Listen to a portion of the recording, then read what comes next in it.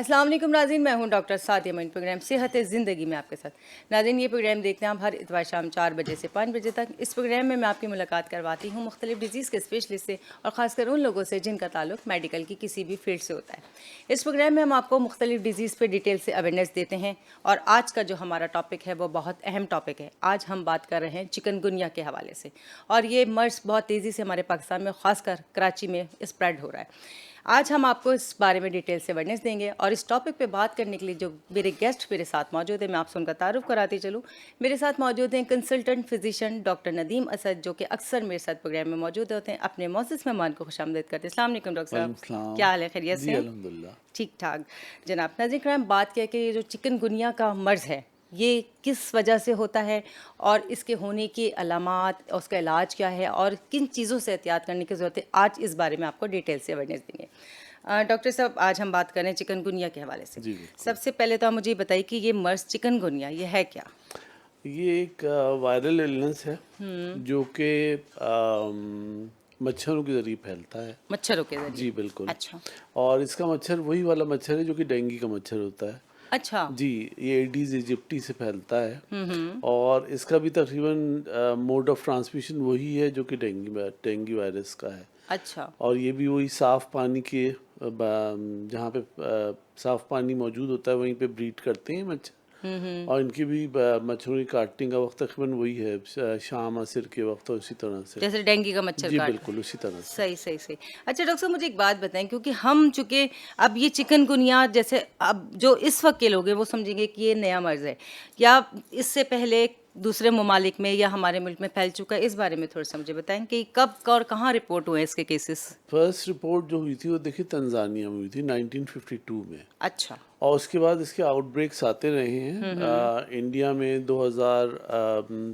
2013 और 14 में आए हैं। जी जी फिर जी। उसके बाद कैरिबियन में आए 14 और 15 में, और इवन अमेरिका में भी 15 और 16 में इसके आउटब्रेक्स आ चुके हैं चिकनगुनिया के। अच्छा डॉक्टर साहब, जब ये मर्ज फैलता है तो वो ज़्यादातर किन मतलब मंथ्स में फैलता है? कौन से महीनों में इसके फैलने के खतरा ज़्यादा होते हैं? ज़्यादातर वो वाले जैसे आजकल आप क्लाइमेट देख रहे हैं ना, थोड़ा सा मुतदल भी है लेकिन हॉट एंड ह्यूमिड भी हो जाता है। तो ऐसे क्लाइमेट में जो है ये मच्छर जो है वो ज़्यादा ब्रीड करता है और इसी में ही फैलने के चांसेस ज़्यादा होते हैं सही। इसके। और इसके अलावा जो टाइमिंग्स होते हैं जो अमूमन मच्छरों के निकलने का होता है, शाम असर मगरिब, असर और उस मगरिब के हवाले से दरमियान, बताएं। जी हाँ बिल्कुल, असर और मगरिब के दरमियान इनकी ज़्यादा जिसको कहते हैं अफजाइश है, इनकी परवाज़ ज़्यादा होती है। और लोग अमूमन उसी वक्त घरों में बाहर निकलते हैं या कहीं बैठ जाते हैं, वहाँ पे फिर ये है कि ये स्प्रेड होता है। सही सही सही।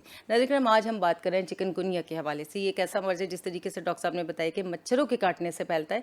तो कोशिश करें कि अपने घर को सेफ करें, यानी कि दरवाजे और खिड़कियां बंद रखें। अगर दरवाजे खिड़कियां खोल के भी आपने रखना है, कम से कम विंडो पे जो है नेट ज़रूर लगी होनी चाहिए और डोर पे, ताकि आपके घर में मच्छर आने से सेफ रहे। और ख़ुद को भी सेफ रखें, बच्चों को भी सेफ रखें। आजकल का मौसम है कि फुल स्लीव्स के बच्चों को कपड़े पहनाएं ताकि वो इन मच्छरों के काटने से बचें, और उनको ऐसे वाले लोशन यूज़ करें जो कि मच्छरों के काटने से बचाते हैं। इस हवाले से अब मजीद डॉक्टर साहब से जानते हैं। डॉक्टर साहब, मुझे बताएं कि जब ये मच्छर काट लेता है तो इसका इनक्यूबेशन पीरियड कितना होता है? देखिए इसका देखा जाता है कि ज़्यादातर तो ये 3 से 7 दिन में अपीयर होने लगते हैं इसके अलामात। वैसे 1 से 12 दिन भी होता है इसका। अच्छा जी हाँ, उसके बाद ये है कि जो अलामात हैं मर्ज़ की वो काफ़ी ज़्यादा हैं। उसमें ज़ाहिर है बुखार का आना, जॉइंट्स का सूज जाना, और उसके बाद ये है कि थकन का एहसास होना और बाज़ औक़ात रैश का हो जाना। और इसके अलावा फिर अगर ये बहुत ही कोई सीवियर फॉर्म आ जाए तो इवन न्यूरोलॉजिकल सिम्टम्स भी आने शुरू हो जाते हैं अच्छा इसके। जी हाँ। अच्छा डॉक्टर साहब, मैंने इस बारे में जब मैं पढ़ रही थी तो मैं देखा था कि अगर बहुत ज़्यादा सीवियर डिजीज़ हो जाए तो पेशेंट में डिसेबिलिटीज़ आने के खतरात होते जी हैं। तो वो बिल्कुल। किस किस्म की डिसेबिलिटीज़ अब हो उसमें सकती ये हैं? है कि देखिए जैसे कि न्यूरोलॉजी का मैंने आपको जिक्र किया, उसमें ये है कि 3-4 डिजीज़ेज़ हैं जो इससे एसोसिएटेड हो सकती हैं, जैसे मेनिंजाइटिस है, गर्दनतुर बुखार जिसको कहते हैं, अच्छा एनकेफेलाइटिस है, और फिर जीबीएस एक ऑटो इम्यून डिजीज़ है जो कि ट्रिगरिंग फैक्टर जो है वो चिकनगुनिया हो सकता है उसका। अच्छा। सही सही सही। नज़र करम, जिस तरीके से डॉक्टर साहब ने हमें बताया कि ये डिज़ीज़ जो है मुख्तलिफ़ किस्म के इफ़ेक्ट्स करती है कि और बॉडी में डिसेबिलिटीज़ पैदा करने के ख़तरात हो जाते हैं, तो कोशिश करें कि अपने बच्चों को ख़ुद को सेफ़ रखें और ऐसे इक़दाम करें कि आपके घरों में मच्छर ना आए। और अगर किसी को ये मर्ज़ हो जाता है तो किस तरीके से उसको ट्रीट किया जाएगा, किस तरीके से मरीज़ के साथ उसके खाने पीने का और रहने सहने का इंतजाम किया जाएगा, इस बारे में डॉक्टर साहब से डिटेल से जानेंगे। डॉक्टर साहब मुझे एक बात बताएं कि ड्यूरिंग जब ये चिकन किसी कोई पेशेंट आया आपके पास अलामात के साथ, तो कौन से लैब इन्वेस्टिगेशंस कराए जाते हैं, कौन से टेस्ट करवाए जाते हैं जिससे कंफर्म होता है कि ये चिकनगुनिया है? मेनली तो देखिए इसके लिए जो प्रिसाइज टेस्ट है वो तो रिवर्स ट्रांसक्रिप्टेज पीसीआर होता है, उससे ये कंफर्म होता है। लेकिन कुछ लैब्स में ये है कि इसकी सीरोलॉजी भी हो रही है, आईजीजी और आईजीएम भी किया जा रहा है, और वेरियस ब्लड टेस्ट किए जाते हैं ताकि दूसरे अमराज को जो है डिफ्रेंशिएट किया जा सके। मेनली जो इसका ये है वो यही है, पीसीआर के जरिए से कंफर्म किया जा सकता कि है ये चिकनगुनिया है। बिल्कुल। अच्छा डॉक्टर साहब, जब अगर क्लिनिकली अलामात देखी जाती है, पेशेंट्स आपके पास आ रहे हैं, मुख्तलिफ एजिस के लोग आते हैं, मुख्तलिफ जो ना हेल्थ के लोग आते हैं, तो क्या तमाम की अलामत एक जैसी होती हैं, सीवियर, या किसी में हल्की होती हैं, किसी में ज़्यादा होती हैं? उसमें ये है कि देखिए जो छोटी उम्र के बच्चे हैं या जिनकी उम्रें ज़्यादा हैं उनके लिए ज़्यादा ख़तरा होता है। वो तो मतलब इस तरह से भी आते हैं कि हमारे पास बिल्कुल व्हील चेयर पे बैठे हुए पेशेंट भी आ रहे हैं हमारे पास।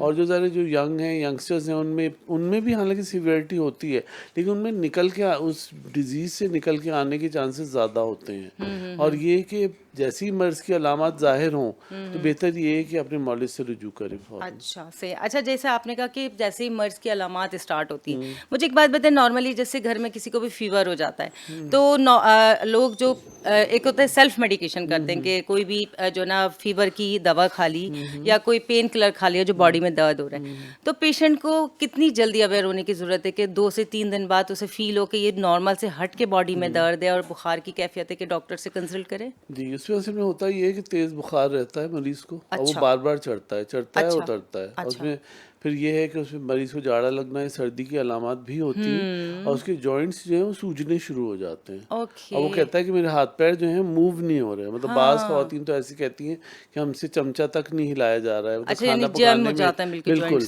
और जैसे अगर उनसे कहा जाए कि अगर कोई बैग उठा लें तो उनके बस में नहीं होता कि वो बैग उठा सकें। इस तरह से पेशेंट हमारे पास यानी उनकी जो कंट्रोलिंग पावर है वो बिल्कुल भी नहीं काम करती। वो कहते हैं नहीं, हम बिल्कुल भी ग्रिप नहीं है हमारे हाथों में। और यही हाल उनकी घुटनों का और टखनों का होता है। अच्छा, ये हाल होने की क्या वजह है? क्या मतलब वो वायरल जो है वो इतना स्ट्रांग है, या फिर वो इतनी ज़्यादा जो नई अलामात देता है कि जिसकी बिना पर ये प्रॉब्लम्स आती है? वजह उसकी है कि जॉइंट पे स्वेलिंग हो जाती है। जॉइंट की जो झिल्ली है वो सूज जाती है अंदर से, तो उसकी सूजन को उतरने में फिर वक्त लगता है। अगर ज़ाहिर है पेशेंट का जैसे ट्रीटमेंट की इसकी बात की जाए तो उसमें मेनली तो यही है कि आप अच्छी तरह हाइड्रेट करके रखें।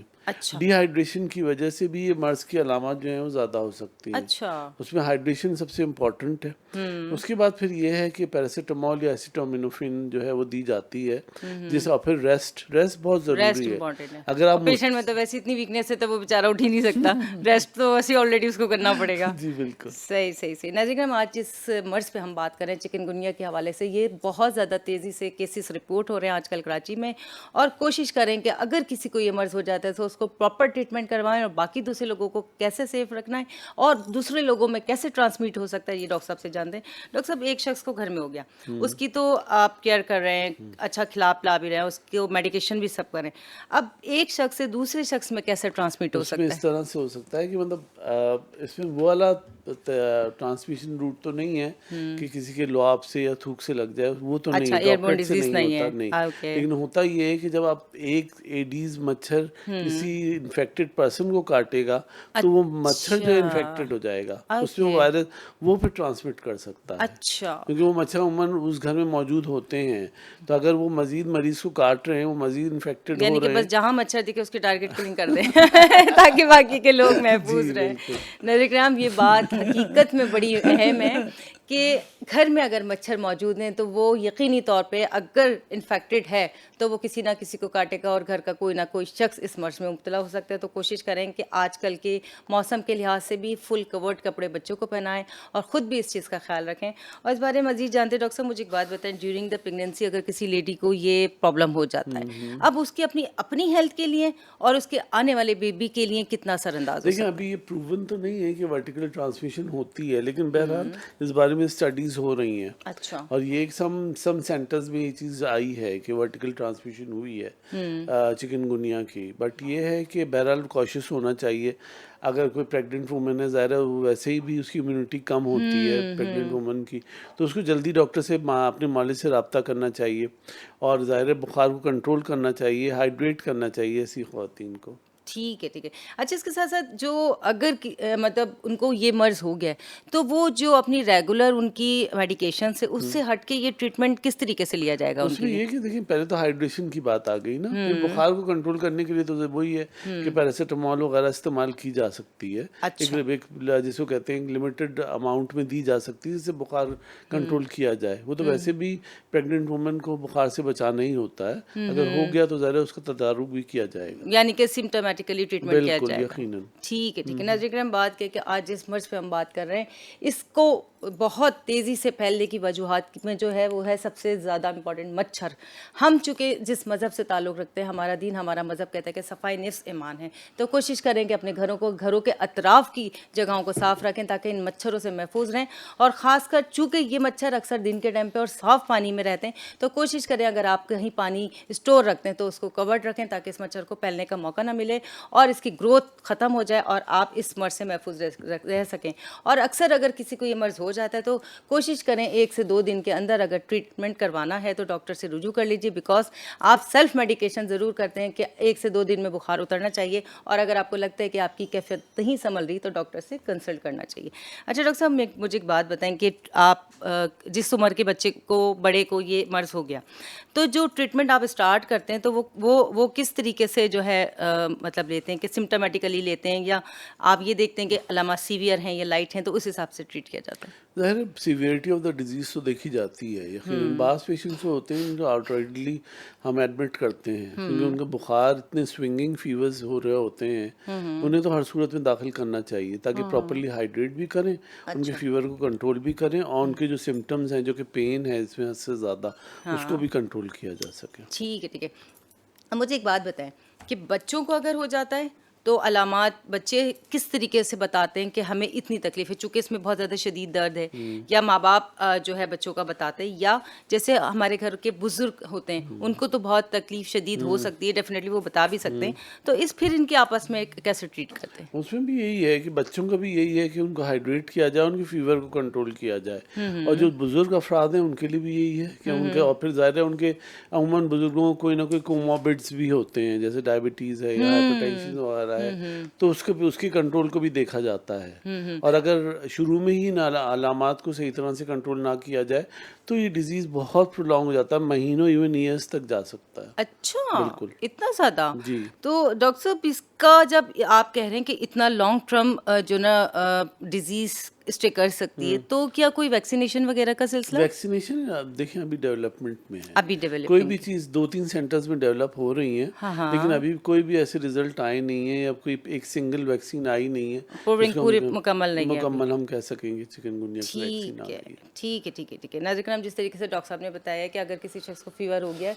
तो 1 से 2 दिन तो आप सेल्फ मेडिकेशन कर सकते हैं। अगर आपको लगता है कि आपकी कैफियत नहीं संभल रही है और ये नॉर्मल से हट के दर्द है, नॉर्मल से हट के फ़ीवर है, तो डॉक्टर से ज़रूर कंसल्ट करें और इसके साथ साथ जिस तरीके से डॉक्टर साहब आपको हिदायत दें उस पर अमल करें ताकि अगर आपको चिकनगुनिया है तो वो टाइम से सही हो जाए और दूसरे लोग इससे महफूज रह सकें। अच्छा डॉक्टर साहब, मुझे एक बात बताएं, चूँकि हम मुख्तलिफ एजेस की बात कर रहे हैं और ये बात कर रहे हैं कि अलामत बहुत शदीद होती हैं, अब रिकवरी की जो बात करते हैं कि रिकवरी टाइमिंग कितना होता है, एजेस वाइज होता है, इम्यूनिटी सिस्टम वाइज होता है, या बंदे की अपनी हेल्थ के हिसाब से होता है? अब डिपेंड करता है। अगर देखिए बाज़ वक़्त ये होता है कि इंसान की अगर हेल्थ अच्छी है तो उसकी रिकवरी के चांसेस मतलब बेहतर होते हैं, और अगर किसी कोई ज़ईफ़ आदमी है, उसके कोमॉर्बिड्स भी लगे हुए हैं, 2-4 उसको एक आध कोई बीमारी भी है, तो उसकी रिकवरी में प्रॉब्लम हो सकती है। तो अच्छा। ख़ास तौर पे ज़ईफ़ लोगों और छोटे बच्चों का ख्याल बहुत ज़्यादा रखना चाहिए इसमें कि भाई उनके लिए जो है फ़ौरन डॉक्टर से रुजू करें, उनके जो बेसिक टेस्ट हैं वो करवाएं और फिर उन्हें मॉनिटरिंग करवाएं, अगर एडमिशन की ज़रूरत है तो एडमिशन करवाएं उनका। अच्छा, तो आपको क्या लगता है कि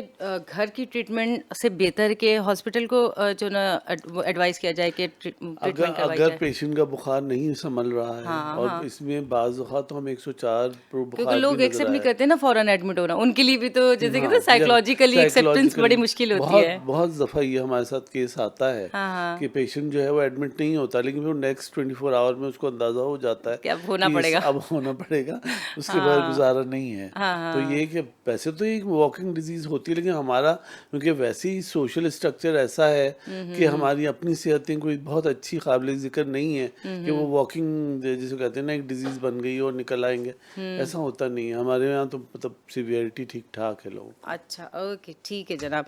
नाज़रीन, जिस तरीके से डॉक्टर साहब ने हिदायत की है कि अगर आपको लगता है कि आपके घर में जो शख्स इस मर्ज़ में मुब्तला हो गया और उसकी अलामात शदीद हैं, तो कोशिश करें कि उसको हॉस्पिटलाइज़ करके उसकी ट्रीटमेंट करवाएँ ताकि वो जल्दी सेहतियाब हो जाए। प्रोग्राम सेहत ज़िंदगी में एक छोटा-सा ब्रेक के मिलते हैं, ब्रेक के बाद। वेलकम बैक नाज़रीन, हम आपके साथ मौजूद हैं प्रोग्राम सेहत ज़िंदगी में और डॉक्टर नदीम असद हमारे साथ मौजूद हैं। आज हम बात कर रहे हैं चिकनगुनिया के हवाले से, क्योंकि हमारी कोशिश होती है कि हम 1 घंटे के प्रोग्राम में आपको किसी भी डिज़ीज़ की मुकम्मल अवेयरनेस दें। क्योंकि जब आपको कोई मर्ज़ होता है, आप डॉक्टर के पास जाते हैं तो वो आपकी अलामात सुन के दवा देता है, वो उस डिज़ीज़ के बारे में कभी भी आपको मालूमात नहीं देता।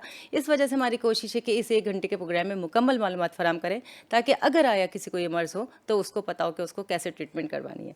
अच्छा डॉक्टर साहब, जब मैं ये बात कर रही थी कि हॉस्पिटलाइज़ करना पड़ता है, अब ड्यूरिंग द चिकनगुनिया पीरियड मरीज़ को घर में है, मतलब तो किस किस्म की ग़िज़ाएँ देनी हैं और किस किस्म की ग़िज़ाओं से एहतियात करनी है? देखिए, बेहतर तो ये मरीज़ को बिल्कुल लाइट ग़िज़ा का इस्तेमाल करवाया जाए और उसमें लिक्विड्स और फ्लूइड्स जो हैं वो ज़्यादा होने चाहिए। अच्छा, फ्लूइड ज़्यादा हाँ, उसमें, हाँ। बिल्कुल, क्योंकि हाइड्रेटेड रखना होता है पेशेंट को अच्छा। और उससे ये है कि उसको जो है वो उसका मुदाफ़त जो है वो बढ़ती है। और दूसरा ये है कि उसको जो सख़ील और हैवी ग़िज़ाएँ हैं वो ना दी जाएँ बिल्कुल भी, अच्छा। बिल्कुल। हाँ, हाँ। और कोशिश यही करें कि लाइट फूड है, जैसे फ़र्ज़ किया कोई सूप्स हैं और कोई बॉइल्ड चिकन्स है या इस तरह की चीज़ें या शोरबे वाली चीज़ या कोई पतली सी चपाती या डबल रोटी, इस तरह की ग़िज़ाएँ उसको दी जाएँ जो कि उसको हज़म भी हो जाएँ, उल्टी ना लगे उसको। क्योंकि इसमें एक फैक्टर ये भी होता है, क्योंकि जितने भी ये वायरल फ़ीवर्स हैं ये जिगर पे भी असर करते हैं। अच्छा। बिल्कुल, तो इसमें सम टाइम ये होता है कि लिवर भी इन्वॉल्व होता है, एसजीपीटी जो है वो डिरेंज मिलता है। तो अच्छा। उसमें निज़ाम हज़म भी डिस्टर्ब हुआ हुआ होता है। तो बिल्कुल। ऐसे पेशेंट्स को फिर ये लाइट फूड ही दिया जाता है ताकि वो हज़म भी कर सकें और इसमें प्रॉब्लम से निकल भी सकें। अच्छा डॉक्टर साहब, आपने चूंकि बात की कि लिवर जो है वो इफेक्टेड हो जाता है, मतलब इन्वॉल्व हो जाता है। अब जहाँ तक पेशेंट जो है वो ये फील करे कि उसको नोजियाटिक फीलिंग है, वॉमिटिंग है, खाया नहीं जा रहा, ऐसी सूरत हाल में फिर उसको दवाइयाँ कैसे दी जाएंगी? उसको यही रहता है कि भाई उनको आईवी फ्लूइड्स आईवी फ्लूइड के हिसाब से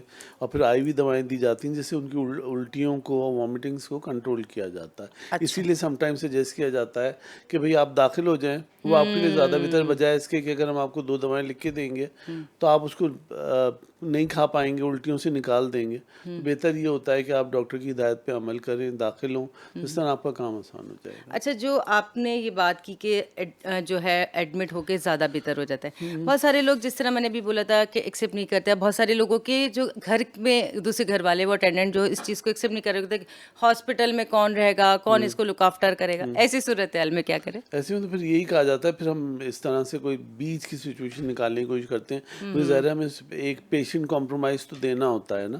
फिर ये कहते हैं कि ठीक है भाई, डेली आके तुम कम से कम 1 डोजेस तो लगवा लो। जैसे अपनी फ़ीवर उतारने के लिए हमारे पास पैरासिटामोल की ड्रिप्स हैं, तो इस तरह के कम से कम फ़ीवर तो तुम्हारा सबसाइड रहे। और फिर उसको फिर ओरल दी जाती है, इंजेक्टेबल्स दिए जाते हैं ताकि वॉमिटिंग भी सेटल डाउन रहे। फिर कहीं बीच का कोई रास्ता निकालते हैं कि ठीक है, आप डेली आप 3 दिन आएँ और ये इंजेक्शन या एक आध ड्रिप जो ज़रूरत है वो लगवाएं और बाकी चीज़ें आप घर पे ओरल ले लें। ठीक है, ठीक है। नाज़रीन, आज हम बात कर रहे हैं चिकनगुनिया के हवाले से। ये वो मर्ज़ है जो कि मच्छर के काटने से होता है। मच्छर के काटने से होने वाली दूसरी बीमारियां जैसे डेंगू है, मलेरिया है, ये इतनी ज़्यादा तकलीफ़देह नहीं होते जितना ज़्यादा चिकनगुनिया, क्योंकि इस सूरत हाल में मरीज़ को शदीद तरीन दर्द होता है, उसकी जॉइंट्स बिल्कुल जैम हो जाते हैं, चलना फिरना मुश्किल हो जाता है, बिल्कुल बेड रेस्ट होता है पेशेंट, और इसके साथ साथ खाना पीना मुश्किल होता है। तो कोशिश करें कि पहले तो कि इस मर्ज़ से ख़ुद को बचाएँ, यानी कि अपने घर को सेफ़ रखें, अपने बच्चों को सेफ़ रखें। और बात रात की कोशिश करें कि सारी शाम यानी असर के बाद और मगरिब के बाद घर के दरवाजे खिड़कियाँ बंद कर दें और रात के टाइम पे ऐसी जगहों पे जाने से गुरेज करें जहाँ पे ग्रास होती है और मच्छर होते हैं, ताकि आप इस मर्ज से महफूज रह सकें। अच्छा डॉक्टर साहब, मुझे एक बात बताएं कि एक जैसे पेशेंट है, ओल्ड एज है, उसको कार्डियक डिजीज़ भी है, उसको ब्लड प्रेशर भी है, उसको शुगर भी है, अब उसकी जो सिम्टम्स हैं वो नॉर्मल लोगों को से ज़्यादा होंगी शदीद या उसी नॉर्मल लोगों की तरह होंगी? नहीं, उसकी यकीनन ज़ाहिर है ये जो कोमॉर्ब्स हैं उसकी जो आपने बताई हैं, उसकी वजह से उसकी मर्ज़ की शिद्दत में इज़ाफ़ा होगा यकीनन। अच्छा। बिल्कुल, और इसलिए वो ज़रा उनका रेजिस्टेंस भी कम होता है। ऐसे ऐसे पेशेंट्स के लिए तो ज़्यादा केयर की ज़रूरत होती है हमें। सही सही।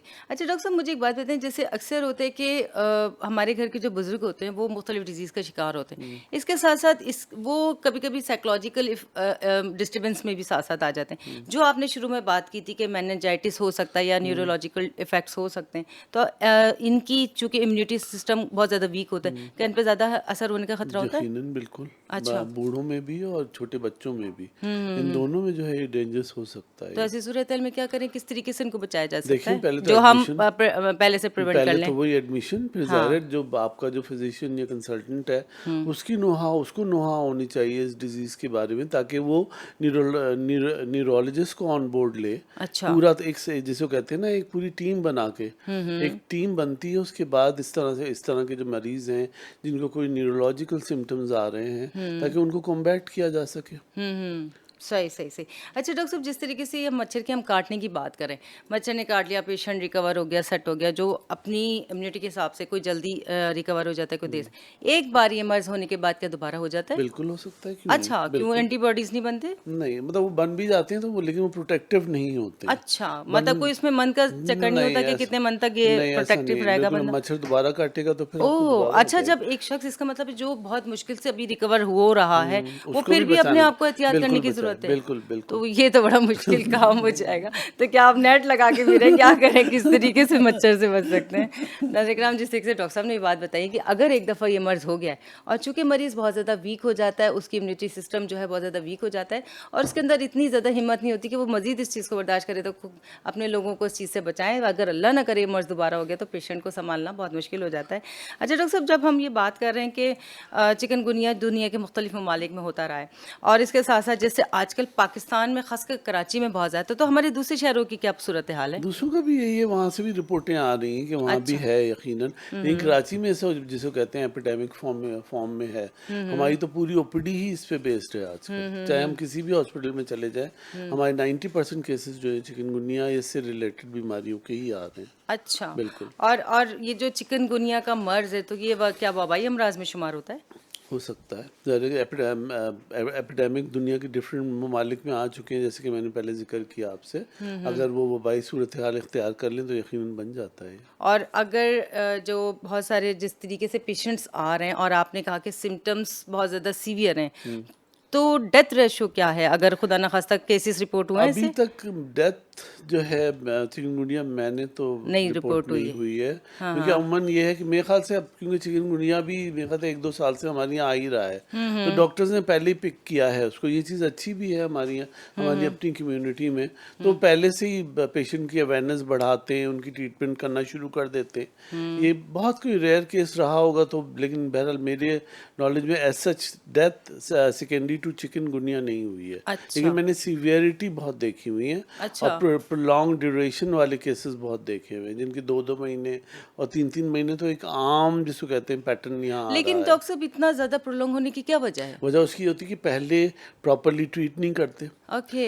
उसको, प्रॉपरली जैसे पेन मैनेजमेंट प्रॉपरली नहीं हुई, प्रॉपरली हाइड्रेट नहीं किया गया, फीवर को प्रॉपरली कंट्रोल नहीं किया गया शुरू से, तो ऐसे पेशेंट में ये चीज़ प्रोलॉन्ग हो जाती है। ओके। अच्छा, तो इसमें ये वाली वजह तो नहीं होती कि जो चिकनगुनिया का मच्छर है तो इसकी भी डिफरेंट मतलब वायरस की डिफरेंट काइंड्स होती हैं, ऐसा है? ऐसा तो अभी फिलहाल इतना डिटेल में तो इसको बहरहाल नहीं वो किया गया है, लेकिन ये है कि जहाँ तक ये अभी फिलहाल जो मखसूस है वो तो वही मच्छर है, उसका एडीज इजिप्टी, और वही वायरस फैला रहा है ये। लेकिन लेकिन अगर जिस तरीके से हमें कहा जाता था जब डेंगू बहुत ज़्यादा फैल रहा था कि डेंगू की मच्छर पे जो ब्लैक लाइनिंग्स होती हैं बड़ा उसको वो होता है, इसका वो इसका भी सेम ऐसे ही मच्छर होता है? वही है, सेम वही सेम वही एडीज मच्छर? मच्छर यही है। अच्छा। बिल्कुल। तो फिर हम मतलब इतना देर तो मच्छर बढ़ता भी नहीं है कि उसका जायजा ले ले कि ये कितनी देर इस पे क्या बना हुआ है आखिर। खैर एनीवे पता नहीं अल्लाह ताला की शान है कि वो इतने छोटे से मच्छर में इतना लेकिन उसकी एक पहचान ये है कि वो ऊंचा नहीं उड़ता है।